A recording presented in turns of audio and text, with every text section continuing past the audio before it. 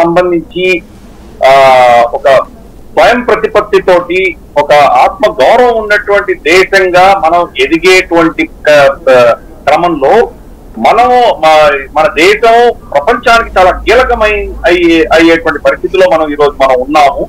కాబట్టి అటువంటి దేశం వాళ్ళ అధీనంలో లేకపోతే కనుక వాళ్ళు సహించలేనటువంటి శక్తులు ప్రపంచంలో చాలా ఉన్నాయి. కాబట్టి మనల్ని కంట్రోల్ చేయడానికి వాళ్ళకు కొన్ని లీవర్స్ కావాలి. ఆ లీవర్ లో మనకు కశ్మీర్ కావచ్చు, పంజాబ్ కావచ్చు, లేదా ఇక్కడ ఉన్నటువంటి వామపక్షాలు కావచ్చు, లేదా అపోజిషన్ పార్టీ కాంగ్రెస్ లాంటి వాళ్ళ యొక్క శక్తి కావచ్చు. ఇవన్నీ కూడాను దేశానికి వ్యతిరేకంగా వాడుకునేటువంటి ప్రయత్నం ఈ శక్తులు చేస్తున్నాయి, ముందు కూడా చేస్తారు. మనం చూస్తే కనుక ఈ ఎన్నికల్లో కూడా ఆఖరి క్షణాన ప్రజలను, ఓటర్లను మభ్యపెట్టించేటువంటి అంశాలు ఆర్టిఫిషియల్ ఇంటెలిజెన్స్ ద్వారానో, సోషల్ మీడియా ద్వారానో, ఈ ఫేక్ నరేటివ్స్ వల్ల ప్రజల్ని ఒక భయాందోళనలు గురి చేసి వాళ్ళ చేత ఒక విధమైనటువంటి ఓటింగ్ ప్యాటర్న్ ని వాళ్ళు కంట్రోల్ చేయగలిగి, మనకు ఆంధ్రప్రదేశ్ లో చూస్తే కనుక మనకు ఏదైతే ల్యాండ్ టైటిలింగ్ యాక్ట్ ఉందో దాని మీద భయాందోళన సృష్టించడం కావచ్చు, లేదా చార్కో పార్క్ అని వస్తే వీళ్ళు రాజ్యాంగాన్ని తీసేసి రిజర్వేషన్స్ తీసేస్తారు అన్నటువంటి ఒక భయాందోళన క్రియేట్ చేయడం కావచ్చు. దీనివల్ల మనం ఓటింగ్ ప్యాటర్న్ లో చాలా ప్రభావితం మనం చూసాం.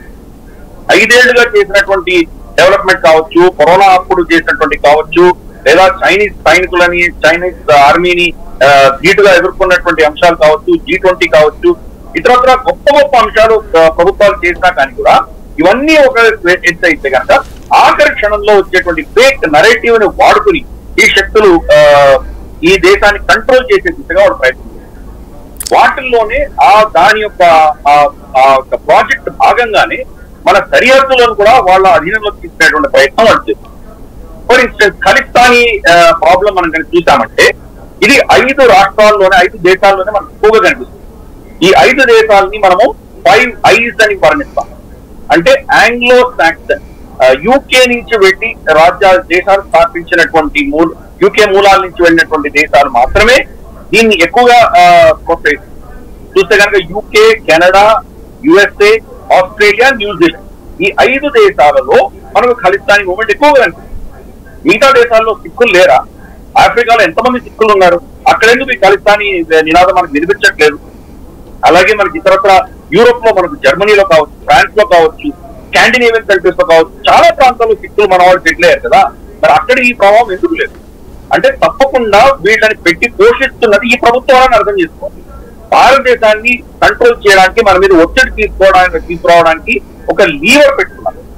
ఇప్పుడు గురుపట్వన్ సింగ్ పన్ను అని ఎవరో చంపడానికి